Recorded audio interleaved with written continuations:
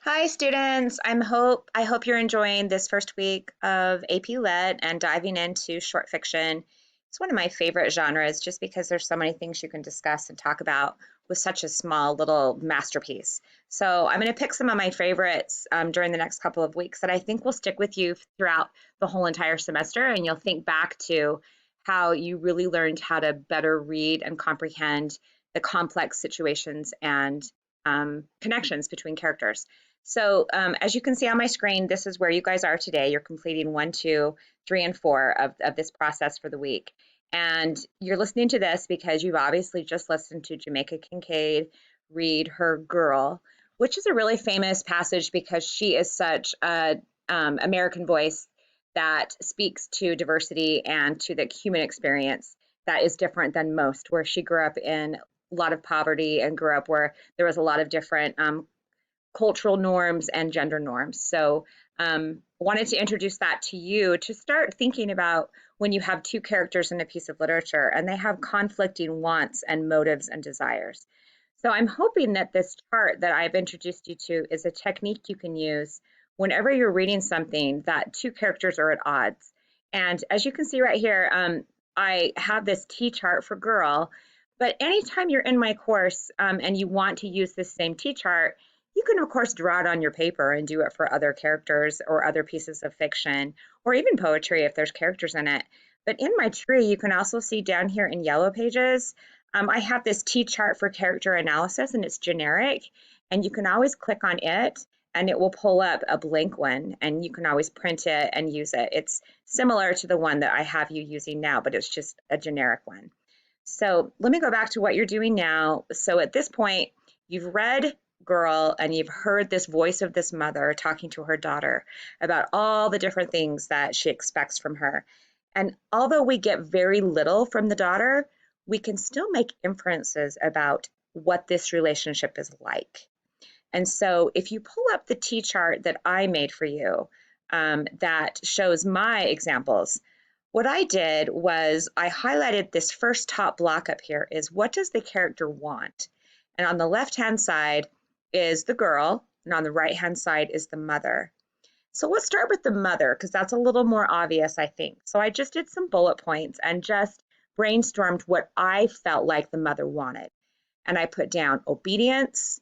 Um, she wants to pass on the right way on how to do things. She doesn't want to be ashamed or embarrassed of her daughter. She wants to keep up appearances with people around her in the community, but she also wants to raise a strong and resourceful daughter. So it's not all selfish. She wants to raise her daughter right. Then you look at the daughter, and I had to make some inferences about this, some jumps in what I think this girl would be like. And I put down that I think she probably wants her mother to listen to her when she talks. She says very little, so I felt like this mother probably interrupted her a lot. So this could be a girl that doesn't necessarily always speak up because the mother's always talking. When that happens, this daughter that has all these things thrown at her from her mother probably wants some acceptance and some love, maybe some, hey, daughter, good job. She also wants to do things right because, as we see later through the evidence, she's questioning what her mom exactly wants her to do because she wants, I think, to please her mother. So this whole top block is wants. Then we go to the second section, and this is where you have to make a lot more inferences. You have to think about, okay, if I am this mother, what is motivating me to act like this? Same thing with the daughter. Even though we don't see a lot of her, we can still make some inferences about her. So I went ahead and highlighted in yellow what I think possibly the mother's motives are. And I'm going to read these out loud and you can follow along with me. It says, because it is written in a stream of consciousness style, where everything just flows together in one long sentence with semicolons, the mother is portrayed as knowledgeable and experienced, just rattling off all this advice, right? The detailed instructions show that she has survived a lot of hard living. I mean, she knows a lot of stuff, and she's made a way for herself that she in turn wants to pass on to her daughter. So that's what's motivated her. She's survived a lot and she wants to pass it on. Second bullet point, I said, possibly she has had to survive on her own and wants her daughter to know how to do the same. So again, that shows maybe there's some selflessness on top of it as well, even though from the first feeling about this mother, you feel like she's overbearing and she's just barking off demands to her daughter. Underneath, there's more there, I think. The last thing is we don't know the occasion of all of this, but I felt like there was some urgency with this mother trying to get all of this out. Is she dying? Is she old? Is the daughter her only child and she feels like she needs to pass things on to her as fast as she can? Um, is her daughter nearing marrying age and she's going to move out of the house and she needs to pass this on as quickly as possible? Possibly. You see how these are all motives for the mother. Now let's go to the harder part, and that is the daughter. So I could picture this girl on a daily basis sitting there listening to her mother. She might be rolling her eyes, like many high school girls do, but she probably is listening and absorbing some things. She's probably trying to make her mother proud, deep down. She's trying to figure out her place and role in the world, I am sure, like all girls do. She might tune her mother out at times, but we don't know all the occasion, again, surrounding the situation. This one, having such a strong and outspoken mother might make this girl crave compassion, love, and soft words. Possibly. And again, it's a jump I'm making, it's an inference I'm making. And I could make my claim with the evidence I used from the passage. Another want I put down, a motive, I guess I should say. Could she possibly be seeking this with boys? Remember how the mother keeps implying that she doesn't want her daughter to be called a slut or to be found talking to the wharf boys and all of those things. Maybe the daughter has been talking to boys a little bit or has been flirting at church and things like that because she is seeking out that warmth and compassion that she might not be getting from her mom. Um, so maybe this is why the mom's worried a little bit. Okay, so the last piece, after we do wants and motives, we go to the actual evidence. And this is where you would use, if you were going to write a paragraph, all of the stuff to back up these inferences you're making. And so, where in the story is the evidence that you think has to be addressed, that has to be put in the paragraph? So, let's start with the daughter, because there's not very many things you can put in there for evidence. The italics, of course, are when the daughter is speaking. She doesn't say very much, but you can look at where she speaks up and when she jumps in. She says, "Oh, but I don't sing Benna in Sunday school." Okay. She also says, "But what if the baker won't let me feel the bread?" Right? She says those things because she knows those are the things that are showing that she wants right here. First of all, I don't sing Benna. She wants her mom to feel proud. And but what if the baker won't let me feel the bread? What if I can't do it the right way? I'm trying to, but what do I do then, mother? What do I do? Okay, let's look at the mother. The whole passage is written with semicolons. This passage shows the interdependence of all of these instructions, almost like when you add them all up together, they make a lesson book that the mom is passing on. It's this big long stream, almost like chapters being strung together, where she closes it up and ties a little bow, right? So it's really important to look at the punctuation there. She uses a lot of active verbs. It's all about how you do it or how you do not do something. So she's definitely focusing on the wrong and right way to do things. So you could throw in verbs that she uses. Wash this, don't wash this, cook it, soak it, crease it, all the verbs that she uses. She has continual reference to her daughter, not being a slut and not trying to embarrass her during Sunday school. It shows that she cares about appearance in the community, but underlying, you could also add that she probably cares about her daughter's reputation and how she's going to succeed in the world and find a husband or those kinds of things as well.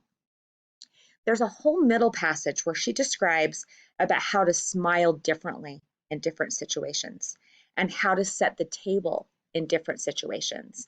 And this shows that this is a smart mom. She knows that she can control her surroundings to her liking. And she's teaching her daughter how to do that.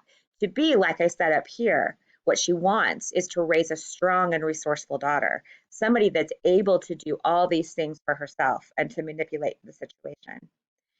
The last thing I said, actually not last, I have a couple more, but types of instructions range. You hear her talk about cooking pumpkin fritters, to making medicine for a cold, how to bully a man, even how to love a man.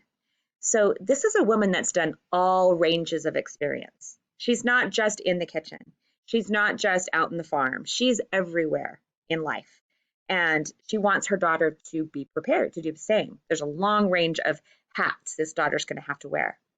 I loved this last section where it shows how the mother wants her still to be able to control her surroundings. She says, but mom, what if the baker won't let me feel the bread? And she says, oh, then I'm in trouble if you're going to do all this and you're not going to be the kind of girl that can get close to the bread or be able to do anything she wants to do, right? She's teaching her basically, if you listen to everything I'm teaching you, of course you'll be able to get to the bread and squeeze the bread, right? It's a very sane sentence there at the end when she says that. She also says, I'm going to show you how to spit up in the air if you feel like it. And if you don't love the man, don't feel too bad about giving up. These show great love to the daughter, I thought, and it might be making a bit of a jump, but what I felt like, it was that the woman is still promoting her to do what her heart wants. If you're walking down the street one day and you want to spit up in the air, you might want to do it ladylike, but here's how you do it. And if you love a man and it's just getting too difficult or it's something that you want to give up on, don't feel bad about it. It's time. You still have to be true to your own emotions and who you are as a person. And I added at the end that this woman still promotes independence and personal decisions outside of the cultural code she lives under. So that's a lot that I dug out of that little passage. I know. And you're probably going to say, Mrs. Marks, I can't do that. You can do it. And the passage I gave you that you're going to practice on for this week is a little bit less complex. And there's more from both characters. So I think you'll be fine. After you do all of this, what I want you to do, and this is probably the hardest part, is I want you to write just a statement and don't make it too polished. Don't feel like you have to have it perfect like it would be in a written essay. But I want you to write a summative statement. And I put down what I want your summative statement to do. It should detail the author and passage.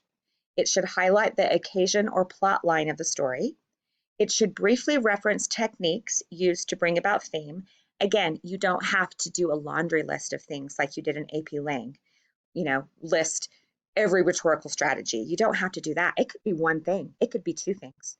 And then the last one, this 4, is how I'm going to push you guys this semester. Hints at why we should care about this passage. Who cares? Why do we care? Why do we read this passage? How do we connect to it? And when we walk away from it, how does it change us as a person? Okay, so here is one that I quickly wrote. It says, in Jamaica Kinkaid's short vignette, Girl, Kinkaid brings to light the tensions between mother and daughter with a list of loaded commands and a detailed blueprint that illuminates the deeper motives, wants, and fears of both. That's basically my T-chart, right? And I've basically done the first thing, the occasion, so far. Next, I go on to talk about maybe some of the techniques and what this is hinting at. Ultimately, the passage highlights the cultural, gender, and social demands that all women navigate through their lives, and a mother's hopes that her knowledge and experience can help her daughter reach a more successful shore, a desire familiar to many mothers in all cultures and time periods. If you leave this last part out, from a desire on, this is what makes it relevant to your reader that's reading your passage. Why should they care? And they can think, oh, you mean all moms kind of do this? You know what? It's right. My mom's like this. She has these same types of desires. I have a mom. I have a relationship with my mom. All cultures have this same type of connection. So as you see there, adding that adds a whole depth, another layer to your argument. Notice up here, the only technique I highlighted was loaded commands, actually, and a detailed blueprint. I didn't go on and say she uses repetition and metaphor and simile, all those things that we really don't care if you know how to define. I care more about you being able to pull evidence that you can talk about and make inferences about who these characters are and why we should care. Okay, I hope that makes sense. So this is your example that you can look at as you go ahead and go back to your assignment. Let me see if I can find it again.